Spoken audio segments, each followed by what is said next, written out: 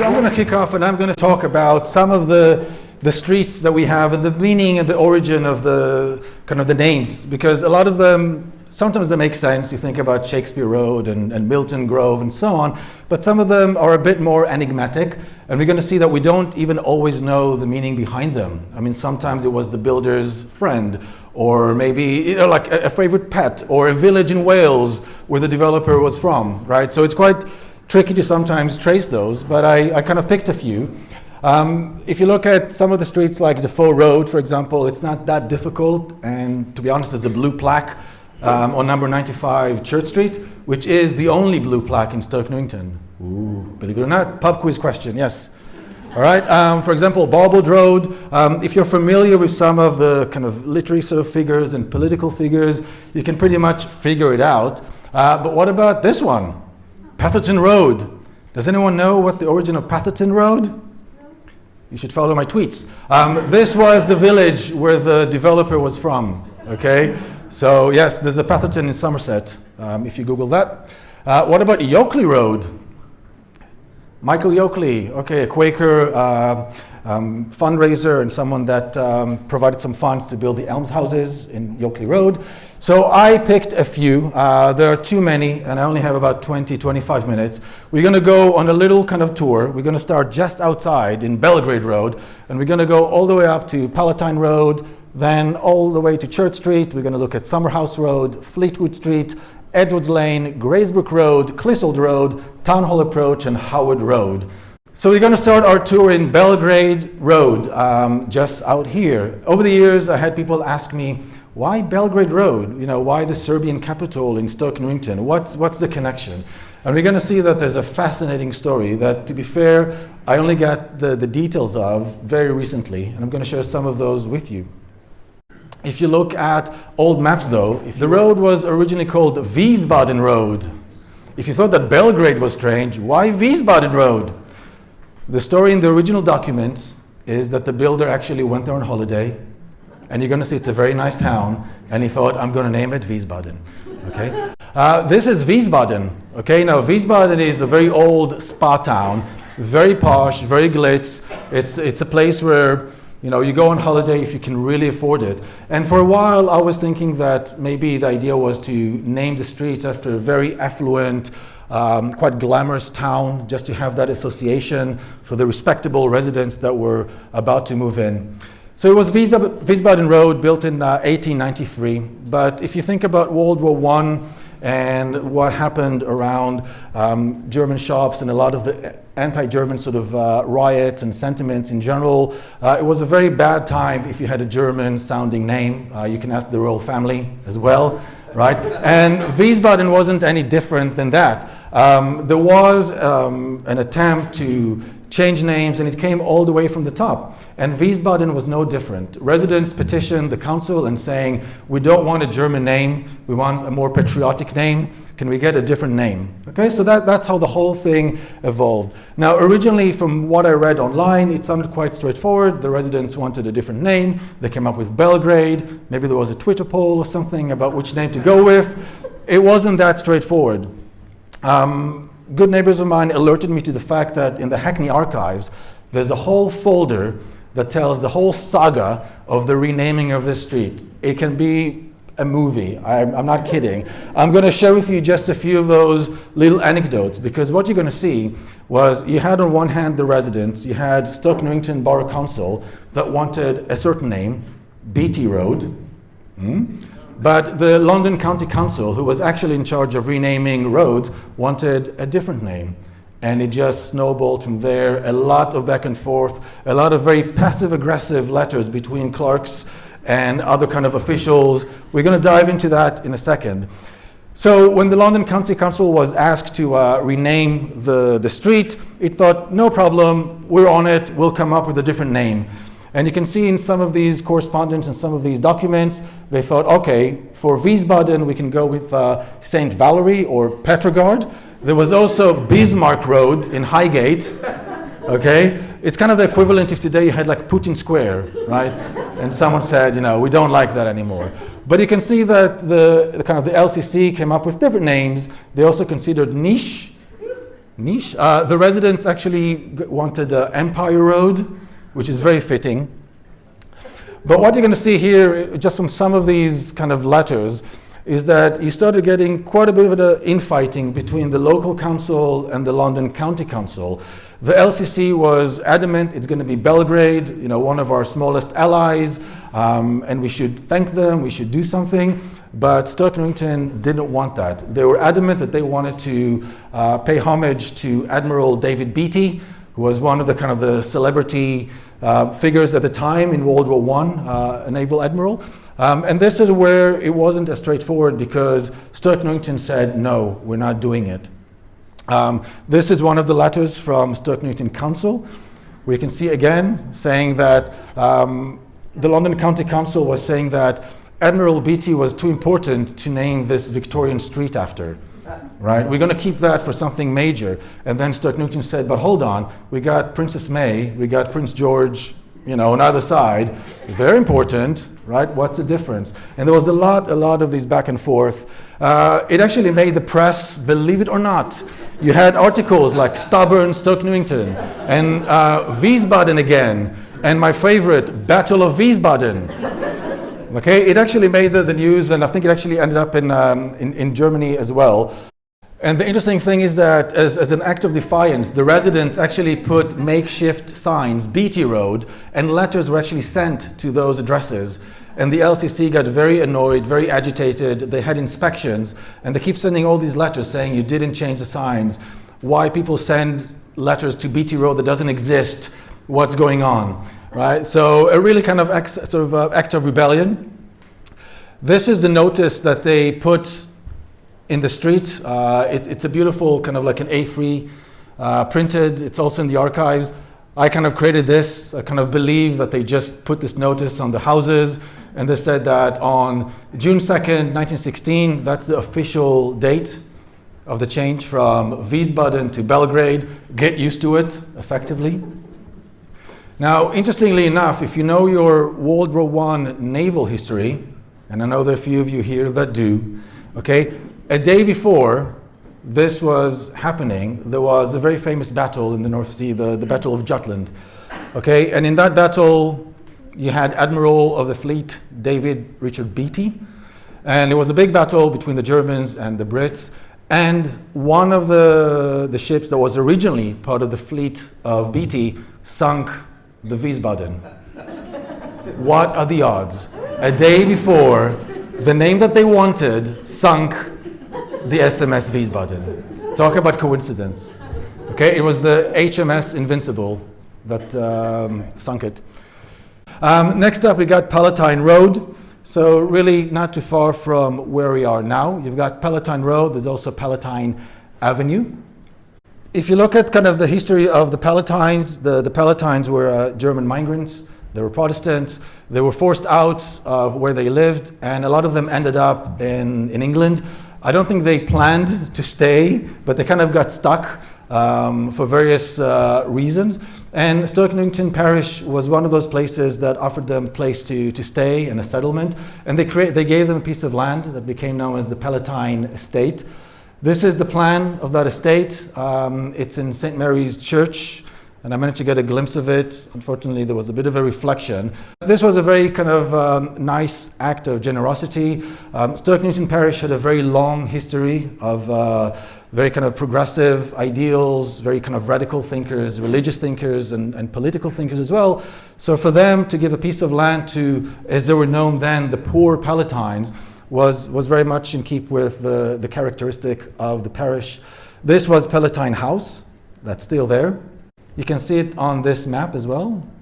Okay, this is the 1868 map, and I love this map especially because it really shows you the outline of all the gardens and how everything was nicely sort of laid out. So next time you walk past Palatine Avenue, Palatine Road, think about those Palatine migrants. There was a celebrity that lived, okay, very close to Palatine House. Okay, Mary Sewell, author of Black Beauty. Next up, we've got Summerhouse Road. So we went up the A10 down Church Street, and now you see Summerhouse Road. Almost every road off Church Street was built on the site of an old mansion. Okay, almost all of them. And in this case, it's called Summer House Road. So you can almost guess what was the name of the original house. Any guesses? Okay, you're going to see it was actually Summer House. This is what it used to look like in 1868. So you had Summer House. What happened between the 1860s and 1890s? The Victorian builders moved in and demolished all those great mansions and erected all the streets of all the Victorian houses that today we kind of see as grand and big, 4 or 5 bedroom with an extension. But back then, they were considered much smaller. I mean, Fleetwood House is said to have had 60 rooms.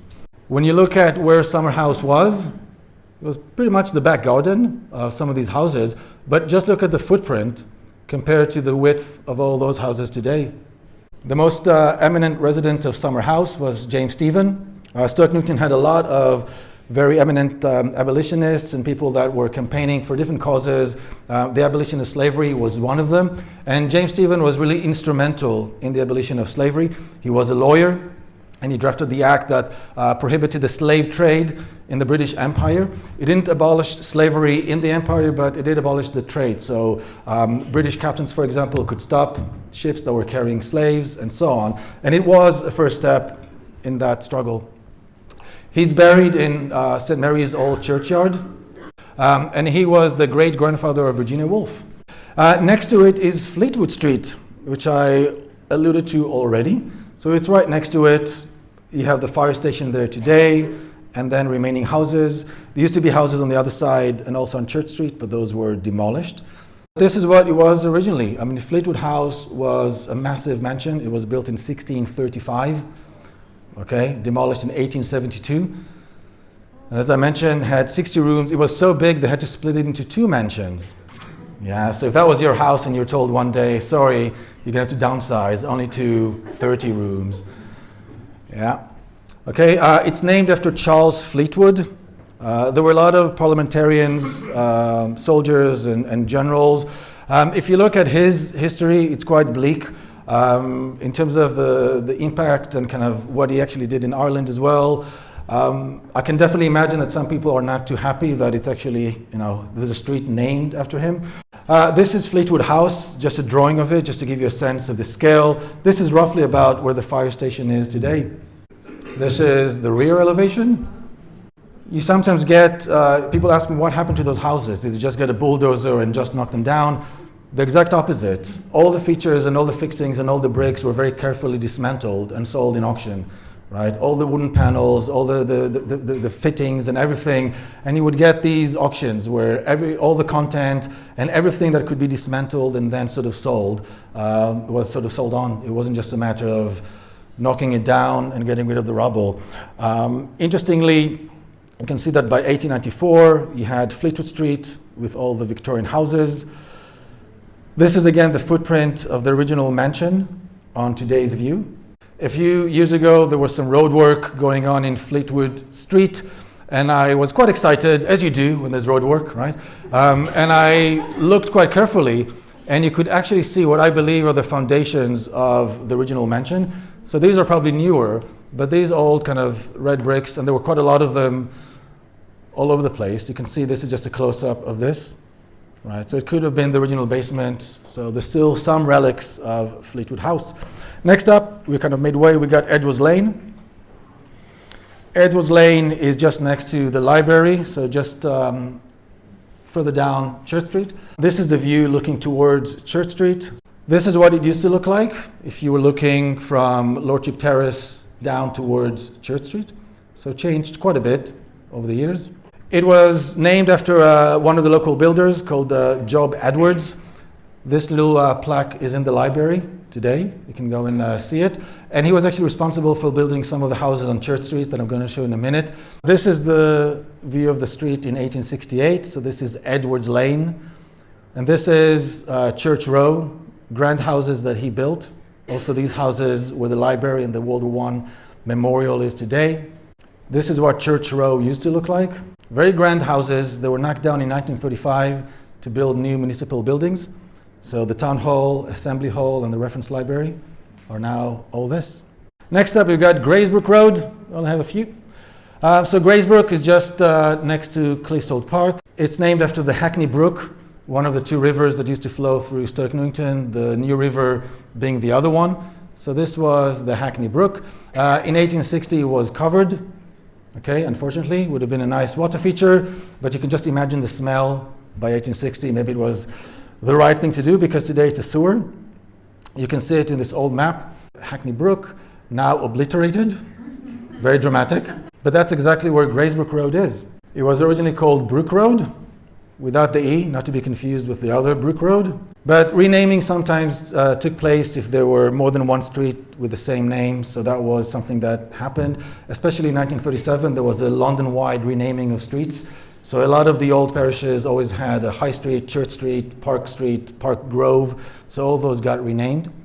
Stink pipes are very decorative Victorian ventilation pipes, just to kind of alleviate some of the pressure on the sewer system, as far as sort of methane and whatnot. And this one, at the very kind of bottom of Greenway Close, is just above the Hackney Brook.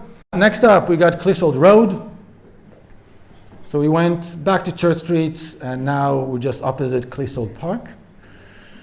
This is what it looks like today. If you're with your back to Clissold Park, you've got the secondary school, you've got the leisure center.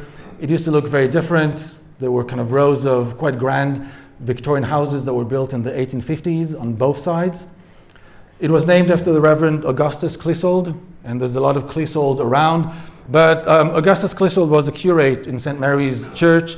He fell in love with the daughter of the person that actually lived in the original estate that became the park.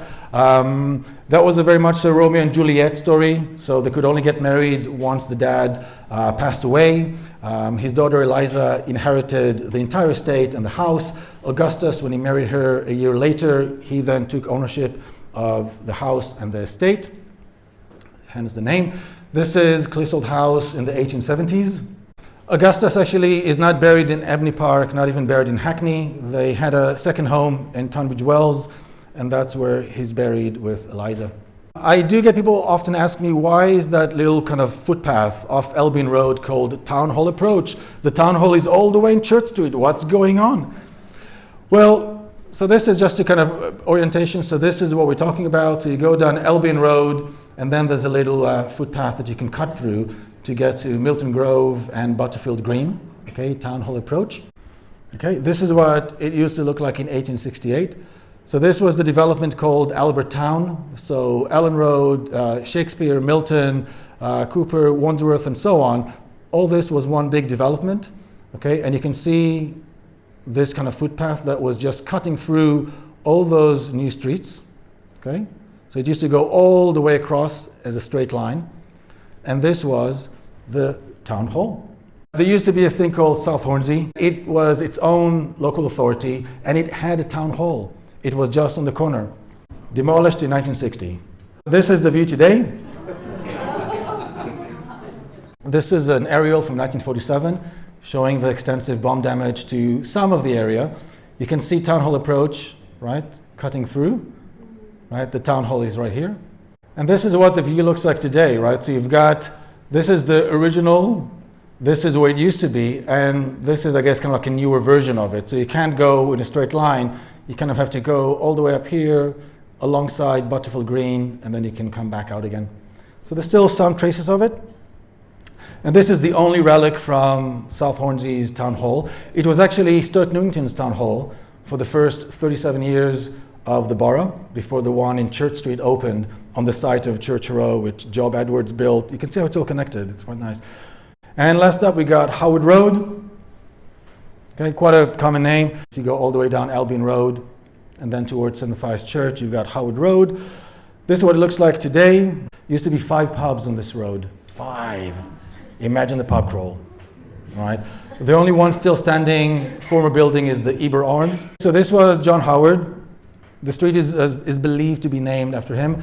And really, as I mentioned, a lot of the residents in Stoke Newington were social reformers. Majority of them were Quakers, but not all of them.